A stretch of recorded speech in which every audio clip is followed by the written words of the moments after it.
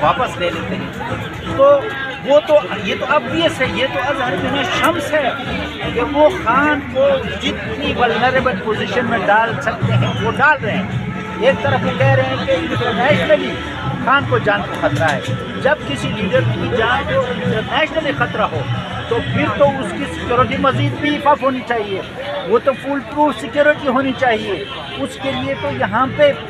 سب سے بہترین سیکورٹی ہونی چاہیے، لیکن ہوتا کیا ہے، چونکہ یہ عقل سے بھی آ رہی ہیں اور غیرت سے بھی آ رہی ہیں، اخلاقیات تو ان میں ہے ہی نہیں، تو وہ کیا کرتے ہیں جناب، چونکہ خان صاحب کو انٹرنیشنلی بھی خطرہ ہے اس لیے ہم سیکورٹی ادا رہے ہیں۔ تو قوم جب اٹھی ہے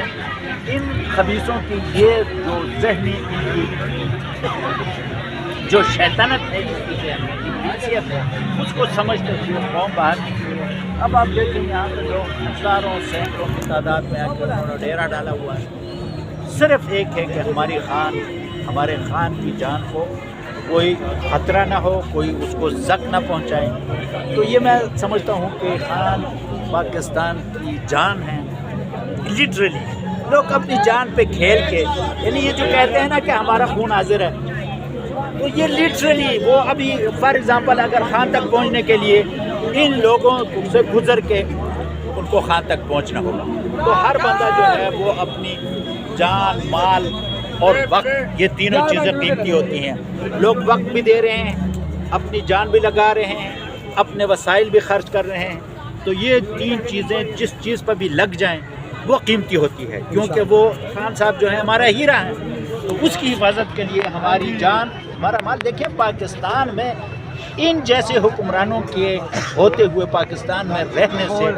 بندہ اگر مر جائے نا تو اللہ کے سامنے سرخرو ہوگا، موت تو ایک دن آنی ہے۔ یا مطلب ہے کہ ایک یہ درویشی میں اللہ عزت دیتا ہے۔ عمران خان کو اللہ نے عزت دی جب اقتدار سے وہ الگ ہوئے، اور وہ لوگ بھی تھے جو دنیا کی 6 لارجسٹ آرمی کو لیڈ کر رہے تھے، لیکن آرمی چیف ہوتے ہوئے بھی ان کی عزت نہیں تھی، وہ بے عزت ہو گئے۔ کیوں؟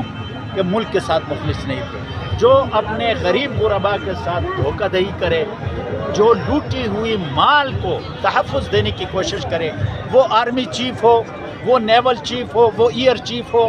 وہ اگر اس ملک کا کوئی جج، جرنیل، کوئی بھی بیوروکریٹ ہو، میرا ایمان ہے کہ اس کو اللہ تبارک و تعالیٰ نے رسوا کرنا ہے، اس دنیا میں بھی اور اس دنیا میں بھی۔ یہ ہمارے لیے باعث عبرت ہے۔ جو لوگ اب بھی عبرت نہیں پکڑتے، میں کہتا ہوں کہ وہ جس قرآن کے الفاظ ہیں کہ ان کے دلوں پہ مہر لگی ہے، جن کے دلوں پہ مہر لگی ہو ان کو یہ توفیق نہیں ہوگی کہ وہ موجودہ حالات کو سمجھیں، اپنے لیڈرشپ کو بھی دیکھیں، کردار کو دیکھیں۔ بھئی ایک بندہ اگر ایک پارٹی میں ہے تو وہ آپ کے ایمان کا حصہ تھوڑی ہے،